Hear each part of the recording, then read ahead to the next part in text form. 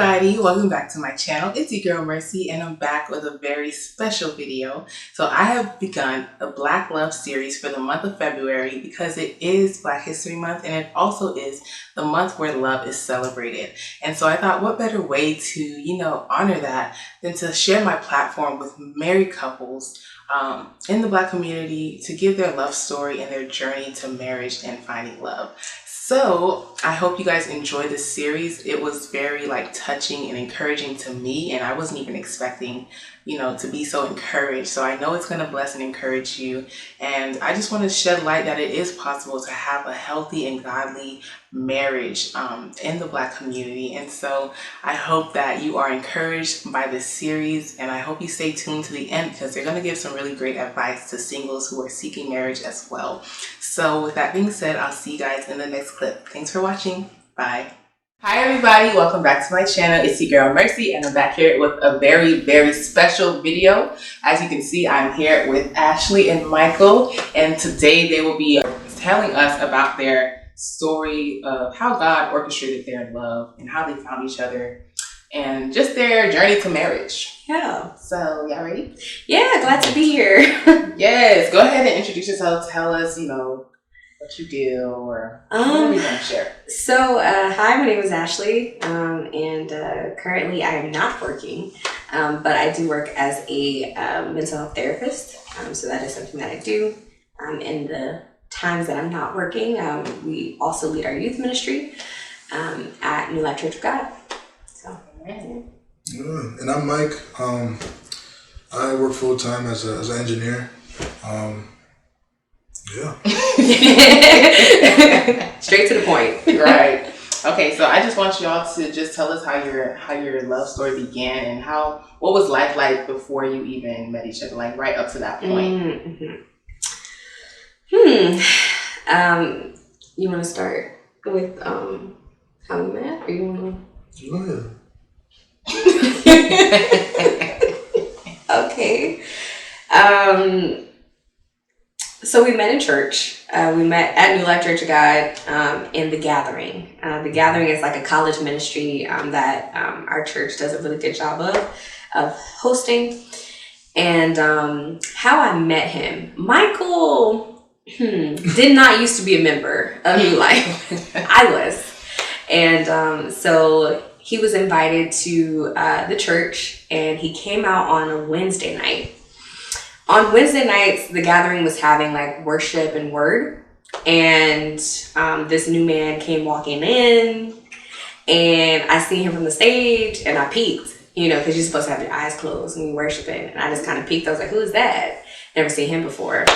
And I literally was like, okay, after that Wednesday, we were all planning to go hang out and eat and all that kind of stuff. And that's when we kind of connected that night. So after that, Just a little more backstory. I was up in Orlando for an internship. Mm-hmm. So I was up there for 5 months.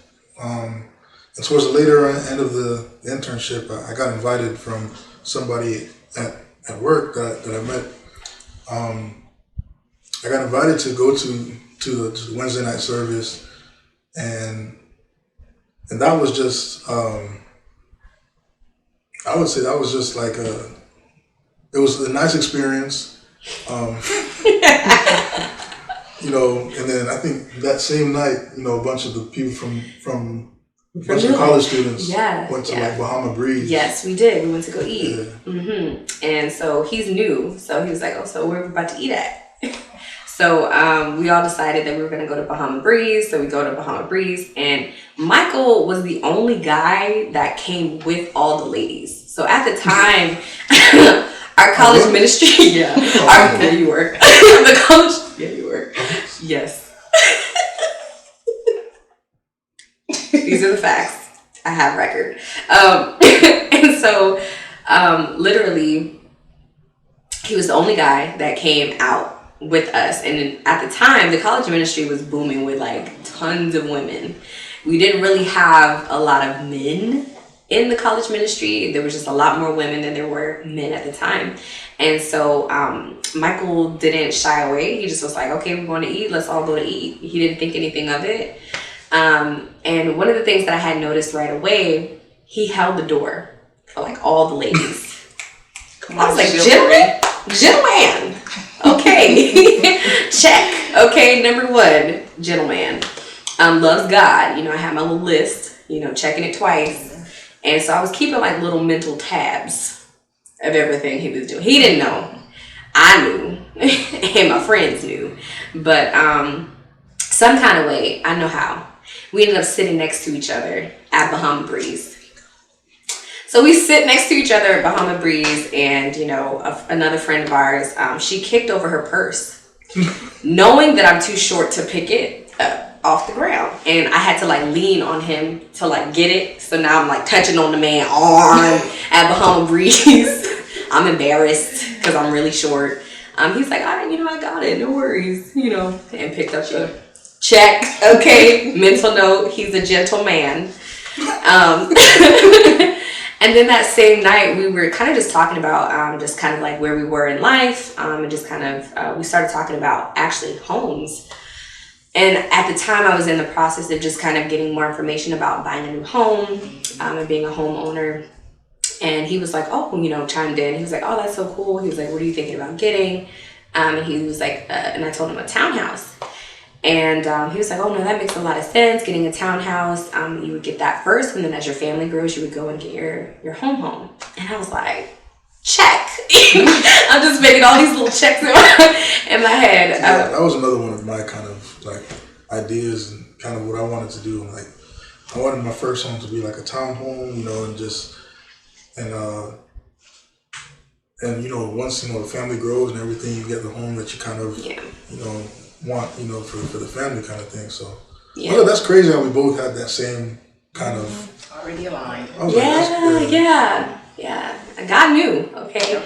And so we're leaving out of Bahama Breeze. We eat and everything. We leave out of Bahama Breeze. And he holds the door again for all the women. And I'm making a little note. And I was like, I wonder if he like sees me or if he's just being a gentleman. Because, you know, that's the thing too. Like in churches, like you see a guy, he loves God, and he's a gentleman, and you immediately want to just like, oh, he's my husband. No. Okay, you got to be specific. That's a key there. You got to be specific. And so I was like, Lord, I want to know if he actually like sees me. And so then everybody was like, no, correction. He didn't hold the door. He didn't hold the door for any of the ladies like us leaving because they beat him to the door. So we were on the end of the table. It was a bunch of us. And so he didn't like rush in the front to catch everybody. But him and I, we were walking out, and then he proceeded to hold my door only. And I was like, y'all, okay, be specific. So I was like, he must like me. Anyway, I didn't know. Right. I didn't know. I was hoping he liked me. So then I connected with him like that same night, and I was like, are you going to come to the gathering? So he said that he wasn't going to be able to make it that Sunday because he played the bass at another church. Check. Okay. He is a church going person. He's got another church he's at, and he's musically inclined. Check. Okay. So we ended up connecting again 2 Sundays after that. He was able to come back to the gathering. And that's where, you know, things started getting a little more advanced. Pastor. Yeah, Pastor Mark. Our pastor. Shout out to Pastor Mark. Pastor Mark. Bishop, we love you. He's like, hey, have you met Michael? Have you met this guy named Michael? And he's from South Florida, where you're from as well. And I was like, oh, okay, that's cool. So Michael wanted to play me. Pastor Mark had invited me over to play pool. So we got a little pool table in the college like cafe. Yeah. And so we're playing a game of pool. It's 2 against 2, and Pastor and I were on a team. We spank them. Okay, It was Pastor and Ashley, and then me and Zach. Yeah. Spanked them. And so then after we won, something came over Michael, and he was like, I want to play you one-on-one. And I said, bring it. Spanked him. Again. Spanked him again. He had every ball left on the table. Spanked him. But for whatever reason, that was attractive at the time. And he liked it. I said, run it again. He did. But we had to start the gathering. So, we didn't get to finish the game. But we were leaving out of the gathering, closing off the gathering. And there was something where there was a time where you had asked me, like, oh, why didn't you invite me to... Yeah, went to President's Night. I went to President's Night, and he was like, why didn't you invite me? And I was like, I don't have your number. I don't know you. How would I invite you? So then I did the same thing to him as we were leaving out. I was like, oh, you should hit me up sometime. He's like, I don't have your number. And I was like, give me your phone. So that's how you got the digits. And then I shot my shot. Ooh. I reached out to him and I was like, hey, would you like to hang out? Would you like to hang? And he was like, is it gonna be like us in a group, or is it gonna just be you and I? And he was like, well, that's what I asked. That's what he asked me. And I was like so nervous to respond, because I'm like, why did he have to ask that? He could have just said, yes, I want to hang out. But no, he wanted to be specific. Is it going to be you and I, or is it going to be a group? And I could have lied and be like, it's going to be a bunch of us. We're all going to hang out. But I was like, you know what? Whatever. Shoot my shot. It's just going to be you and I. And he was like, bet. I'm down. I was like, cool. Woo! I was going to wipe the sweat off my forehead. And so we ended up going to Lake Eola, and that was kind of like our first date. That's what we call our first date. And so we walked around the lake down here in Orlando, or up here, depending on where you're from. And we just started talking and asking each other questions, just about life in general. One of the questions that I'll never forget, I asked him, I said, where do you see yourself 5 to 10 years from now? And Michael responded, a father. And I was like, wow, what do I say with that? Okay. How do I respond? So he asked me, how many kids you want to have? And I was like, I think that's a question for you. How many kids do you want to have, sir? And he's like, as many as the Lord allows. Yeah. So we're expecting. So we have our first, but we're gonna put a cap on that number, as many as the Lord allows. And so after that date, I guess like the rest is history. Well, I mean, so we hung out that one night. Yeah. And then I think we went bowling or something. Yes, we did. With the gathering again. I think it was a birthday. Somebody's birthday? Somebody's birthday. We went bowling. And then after that bowling, we hung out again at Lake Eola. Yes, we did. And it was like the last night or the last day that you were going to be in Orlando, because you were going back to South Florida. And I was going back to South Florida. You're right. Yeah. You're right. So that was the start of like, and I think we were having a conversation, and one thing that we both needed at the time was like accountability. Yes. So we're like, I guess, can we be each other's accountability partner kind of thing? Yeah. And then there was this one book called The Purpose Driven Life. Yes. And then we decided like to kind of read that together and be each other's kind of accountability, because it's a 40-day devotional. It's a 40-day devotional, like 40 days. And so I think you had started it one time and didn't finish it. And I had the book for some reason. I think my mom had the book or something. Yeah, yep. And you said your mom had the book? Yes. My mom gave me the book and told me to read it with someone. Mm-hmm. But my mom passed away, 5 years ago. So I never read the book. And he just so happened to have the book as well. So we were like, let's do it. The time is now. So we ended up embarking on 40 days. And so every night we would be catching up. On the phone, because we were long distance now. And we were catching up, talking about, the chapter, the questions, going over the questions at the end. We would pray together at night. And at first it started off like we used to pray silently because we were just so nervous. We would like mute each other. And then come back together and reconvene because we were just so nervous to like pray out loud and stuff like that at the time. And then eventually we just got really comfortable to be able to pray for one another. Yeah. And keep in mind, like this, I guess it's weird, but like this is like we were friends. Like, yeah. It's not like we were like dating. He didn't ask me out yet. I didn't ask. This isn't like he asked me out and we're now doing all these things. It was like we're just like two friends. We were like, hey, would you like to do this with me? I had a crush on him. Let me put that in there. I don't want you to hear like, oh, they didn't like it. I had a crush on him, but I had to like guard my heart a bit because I didn't want to like just jump off on the deep end. He's supposed to be my husband and the Lord spoke to me. And, I didn't want to be like that. Been there, done that. Don't want to do that again. So I had to tread lightly and use wisdom on how to do that. And so I shot my shot again. Thank you for bringing that up because it was June. It was June of 2018. I think we had finished. We had finished. We were about to finish it. It was like during that. Mm-hmm. Oh Lord.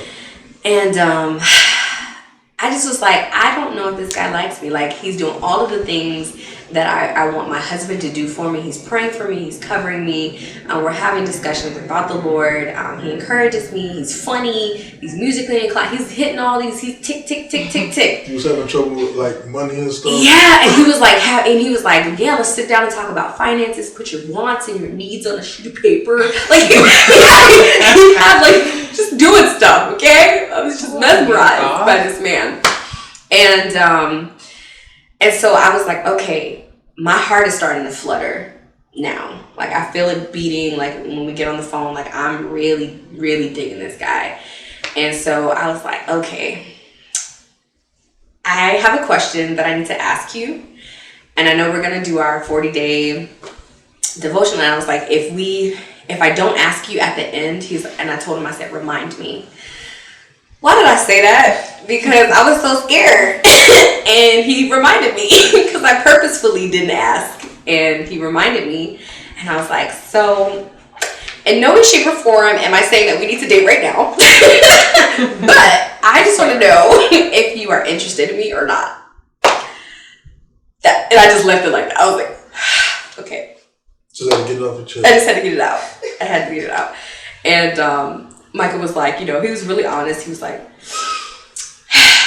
I'm interested in you. He's like, not ready to date right now, but I'm interested in you. I was like, that's all I need to know. Okay, I just need to know if you feel in me because I don't want to guess. I don't want to play the guessing game because I know my heart and I don't want to do that. So from there, I want to say it was like then July, you had asked me out.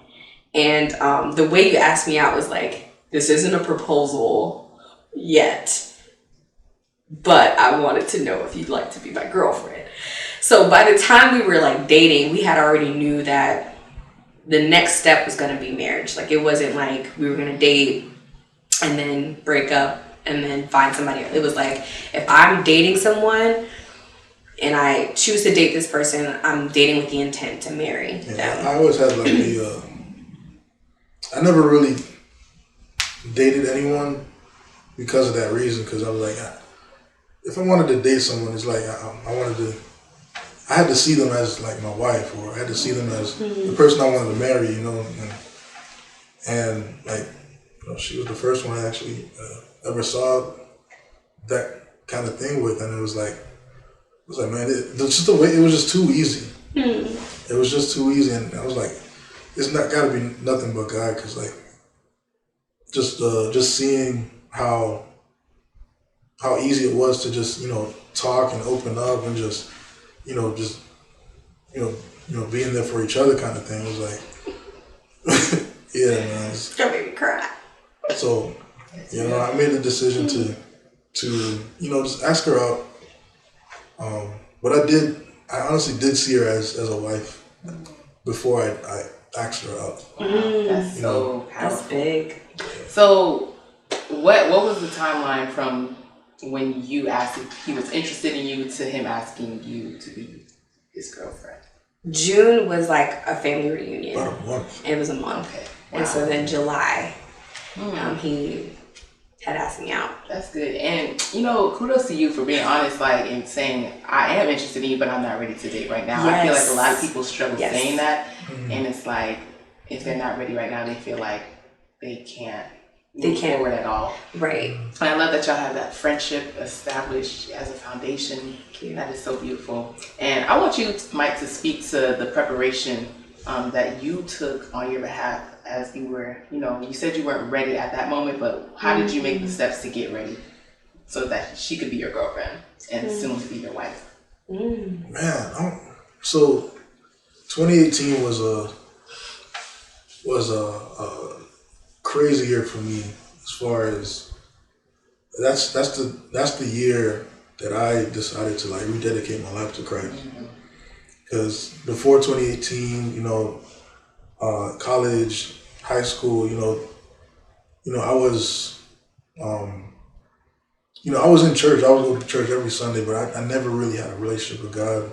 I backslid for a couple years, especially in college, going to parties and, hanging with the wrong crowds and stuff. And,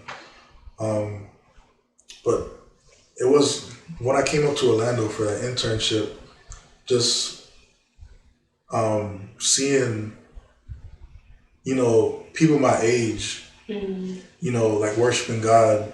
I was going to another church and, they invited us to a college kind of conference with all college students and stuff. And I was like seeing kids like college students my age, worshiping God and stuff. I was like, this is crazy. Like that's a thing. That's a thing. Back in South Florida, I had never seen anything like that. Yep. I said the same thing. Yep. I was like, whoa, this is crazy. I was like, Lord, I made the decision, to really just turn away from my old self and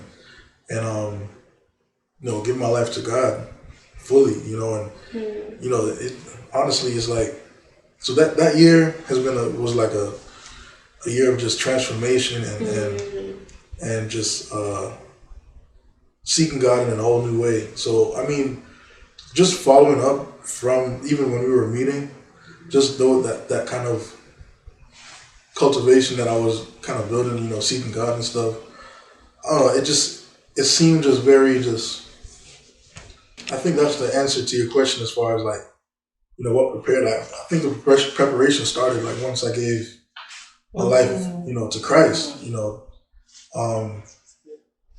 and from there it's doors just opened and things just got, it's hard to describe, but things just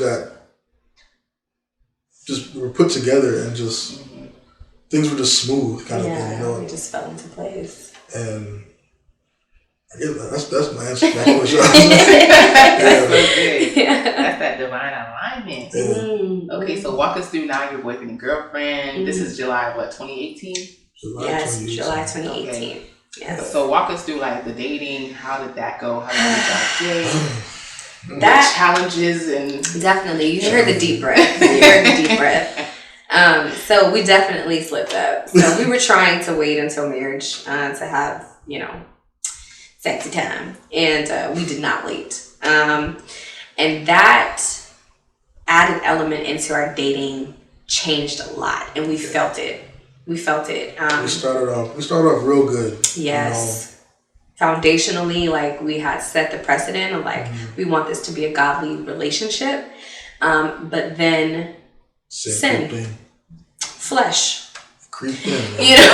You want to touch things. You want to be on someone and you want to be close skin. And so you try to set these boundaries and these parameters. And we were long distance as well at the time. So it wasn't like we were getting to see each other all the time. So the fondness would grow deeper the further we were away from each other. And so it was really a challenge to try to combat that. And I think we struggled truly. through our dating phase. And it was almost kind of like concessions that we were making at this time as well. Like, oh, well, we know we're going to get married though. That's how sin will get you. It'll keep you longer than you intended to stay in it. And so it was kind of like we started hitting some like blocks. We started arguing a lot more like while we were dating. So much so that in January, it was almost kind of like, hey, are we still wanting to do this or not? So this is January of 2019. And so we had a huge argument. Huge argument. Are we doing this or not? Because let's find out. And I think God just, as a redeeming father, like he just held our conversation together where it didn't like escalate to that place where we're saying harsh words to one another. But it was like we did have to talk through some of the things and the things that we noticed within one another. There was a bunch of things that I didn't even realize that I, was struggling with and dealing with. And in a sense, I was kind of projecting those things towards her, and in a sense, and it would come off very cold and distant.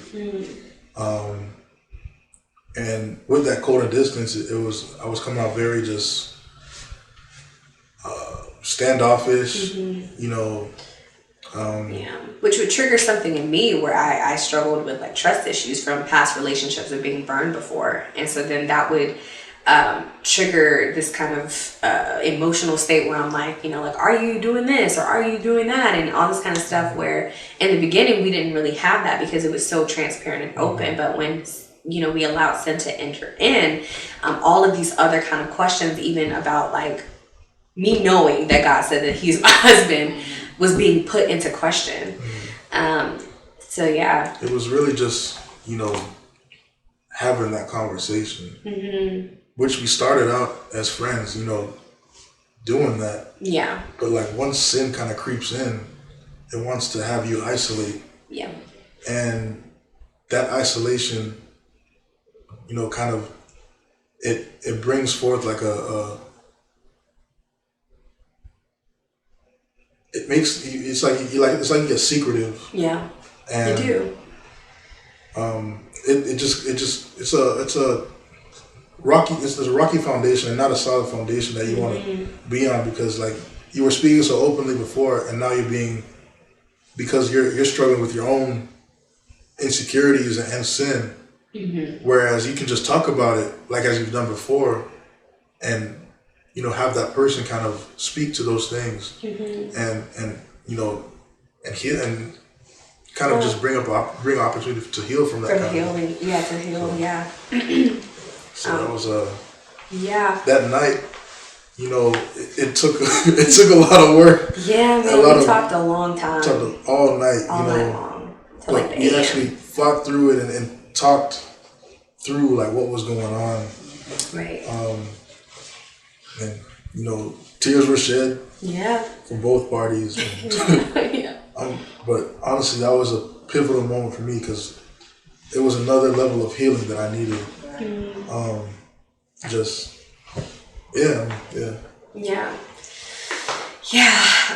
So we, so after that conversation, we decided to continue to move forward, and we knew that we wanted to get married, so we had set a date.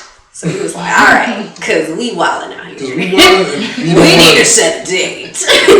We don't want to keep sinning. Right. We don't want to keep sinning. This doesn't feel good, because, the sin feels good in the moment. But after the after effects, the conviction, the condemnation that can settle in after, it is not worth it. It is not worth it. So that's exactly why Paul says it. Like, if you're going to get married, just hurry up and get married. Just get married. Don't even play with it. And don't sin. Go ahead. Just, just the reality of it, it's like, come on, you like somebody, you love somebody. Yeah. You're going to be attracted to them. You're going to want to spend time with them and all this stuff. You're going to want to have sex, and it's like. Thank you. It's so clear. It's clear. It is what it is. It is what it is. Well, you gotta be real about these kind of things. That's true. And not, know yourself too. Like you don't try and be something that you're not. Yeah. And so I think that was some things that we had to, notice as well. Just like, okay, like, do these boundaries really work? Are these really like things that we can abide by? Because we tried. It ain't working. We need to set a date. So we set a date for July that same year, July 2019. And leading up to the wedding was still intense. I mean, again, it just still was. We're still trying to figure stuff out. Still having disagreements throughout. So it wasn't like, once we had that conversation, it was unicorns and rainbows. It was still a lot because of what we allowed to enter in. Yeah. So if you give him the enemy an inch, he'll take a mile. And so we made it. Okay, we made it to the wedding. Okay. Wait, let me reverse real quick. Oh. So tell us about the proposal. We need the details.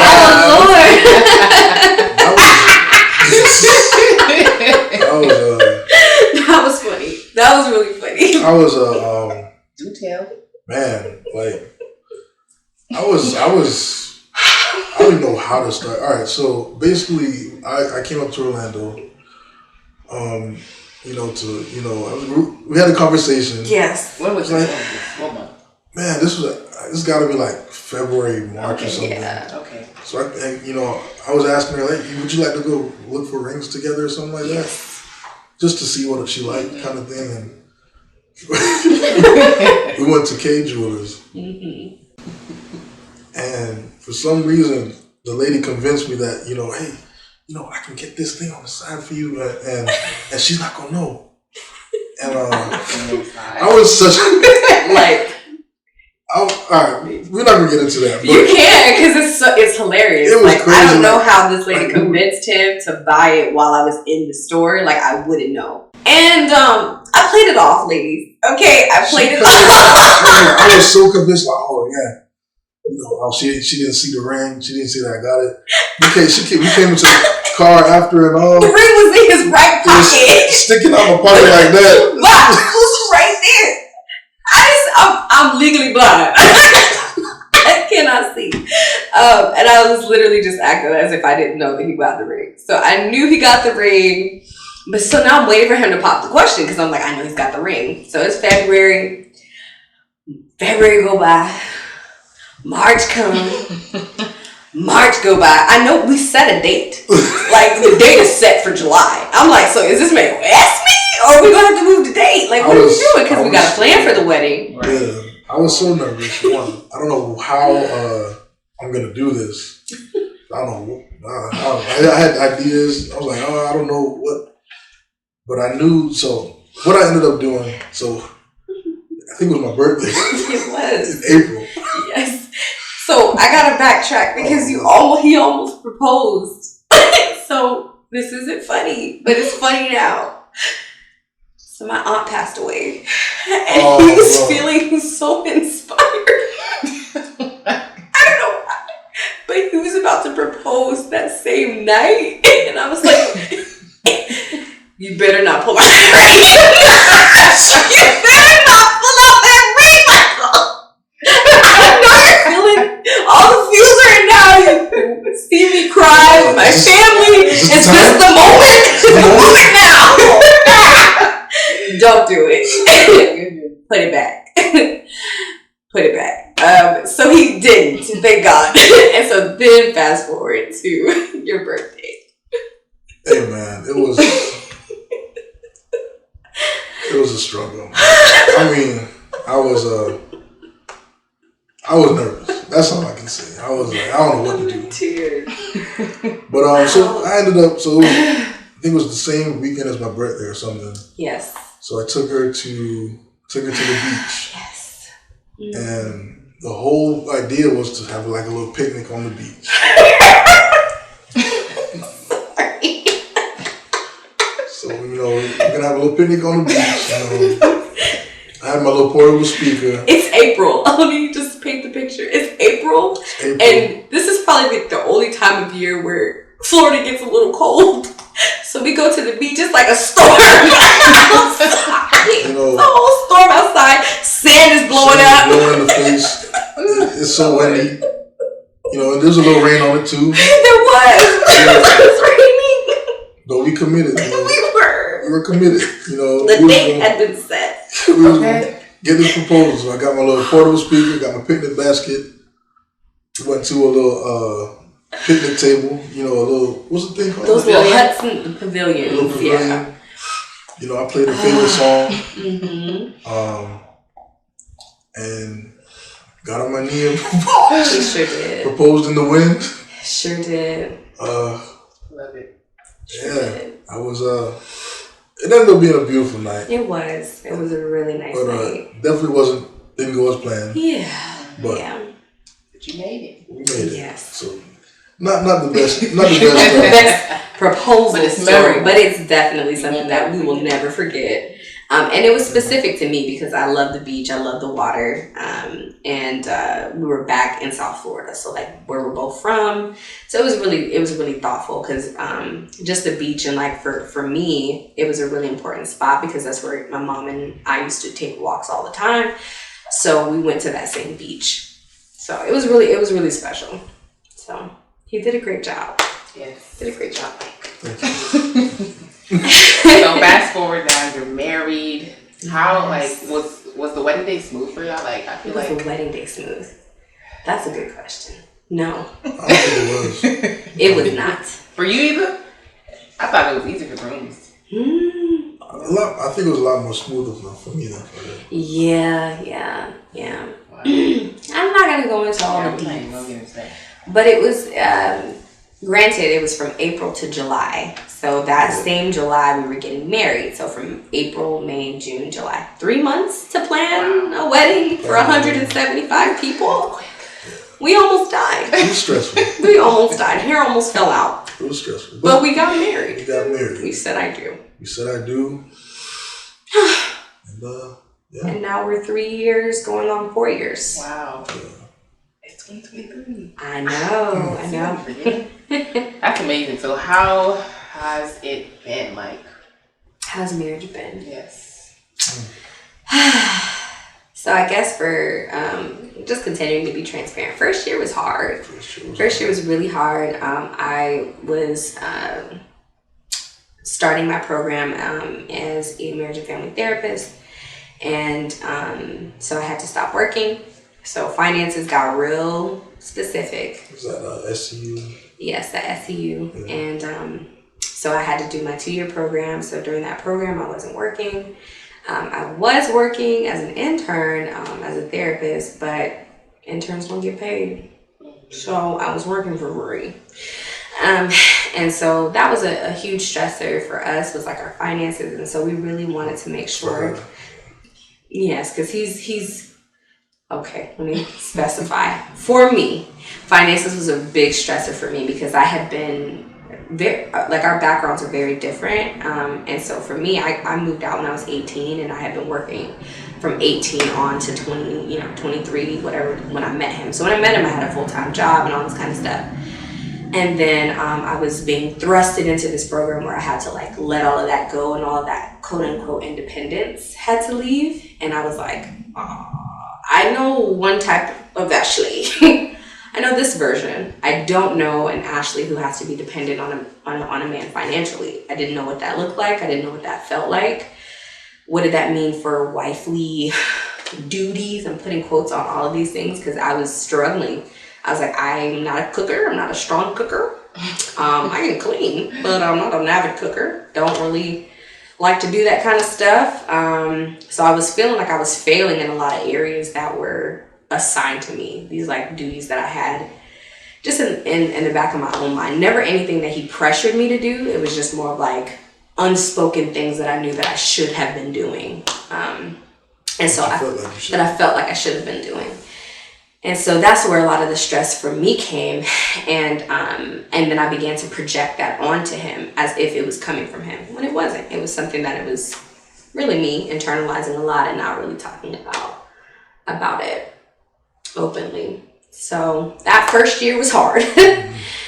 We bickered about toothpaste and toilet paper because it's supposed to go over, not under. For people who don't know that, the toilet paper is supposed to go over, according to Michael. When you wash dishes, you're supposed to wring out the sponge because it'll create bacteria and mildew. Didn't know that. And what else? The toothpaste, you got to make sure you use the little slider thing. We don't even have it anymore. But at the time, I needed to use a little slider thing to make sure all the toothpaste came all the way up to the top. And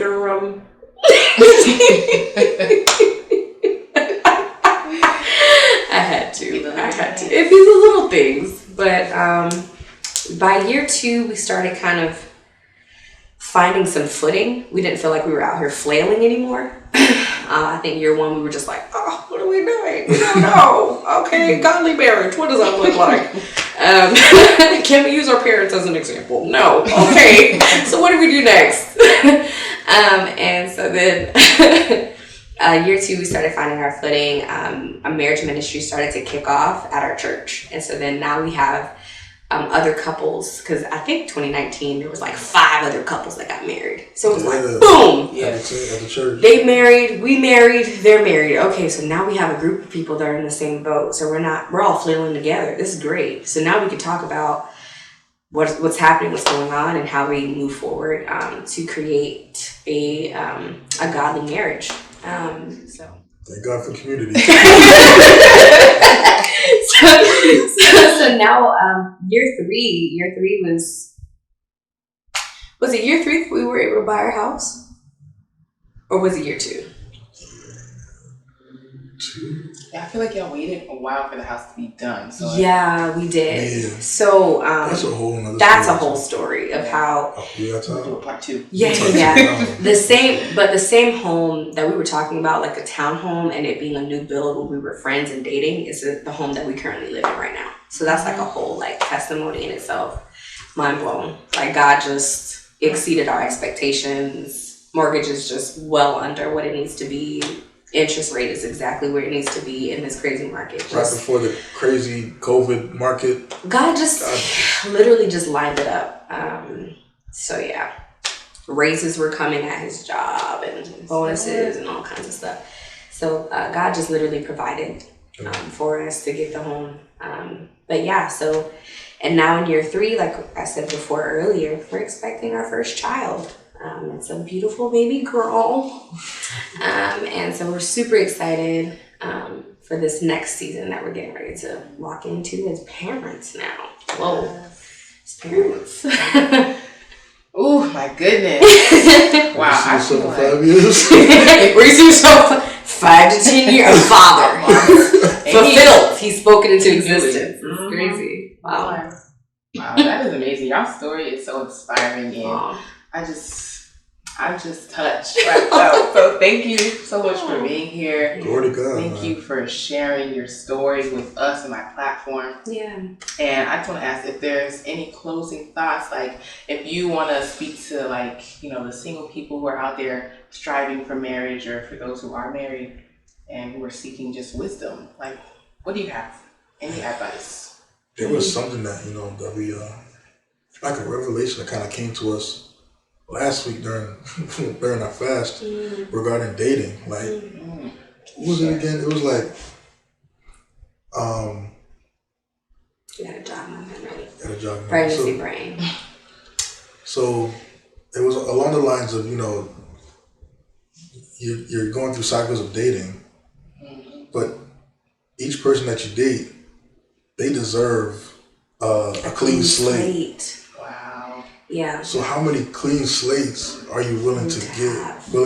Yeah. As you date person by person. Right. That person the new person you're dating, they deserve a clean slate. They deserve, Right. You started snapping through me. I'm so sorry, babe, but it was good. No, but it was good. You were good. They do. And the amount of how many are you really willing? How many clean slates are you willing to give? Right. Because it's not easy. Yeah, it's not. Yeah. Even though that person deserves it, but like you bring on a lot of times, you bring on a lot of the pain what you felt from previous relationships. That's right. So it's something to be mindful of. Something to be mindful of. If you are in the dating world right now, or just kind of like wanting to test out dating right now as a single man or woman, it's important to to maybe just know who you are. Not even maybe, like know who you are. And so if you know that, hey, I fall really quickly, like I get attached really quickly to people and places and all these kinds of things, then maybe dating multiple times is not for you. Maybe you have to slow down on dating into that world. Maybe getting right with God, spending that alone time and saying, okay, Lord, what is the spouse that you have for me? What does that actually look like? I can get into a whole thing of what I did as a woman on my side because I knew my heart. I'm like a koala bear, so I'm like, I'm on you. And I had to like slow down and like, okay, so like dating's not right now for me in this season. So what are the things that I need to work on within me? And so when I was making my list, because I know a lot of women have their lists of their husbands, on the other side of my list, I had how would I compliment my husband? So it wasn't just like, these are the lists that, you know, I want to have in a husband. It was like on the other side, I was like, how am I going to be able to fulfill what he needs me to be on this other side? So if I'm asking him to be musically inclined, if I'm asking him to be a provider or whatever, what am I going to be bringing to the table for this same person that I'm praying for? And that made a world of a difference in how I was able to approach my relationship with Michael, because I had dated before. And so I was bringing on all of this kind of baggage into the relationship that he had never experienced. And so that's when we had this kind of revelation and conversation about it. And it was like, oh, yeah, every person that you date deserves a clean slate. And if you're having trouble giving people a clean slate, then maybe you just need to take a step back and reassess and say, dating's not for me right now. I really need to get together on what it is that I need for me and what it is that I'm willing to give. If you're not willing to give a clean slate every single time, pump your brakes. So, yeah. Ooh, that deserves a round of applause. That is some good advice. Thank you so much for sharing, and I know those who are watching are going to appreciate that a lot. So, once again, thanks y'all for joining me, my beautiful friends. And, that's all for today's video. Thank you so much for watching, and we'll see you guys in the next one. Bye.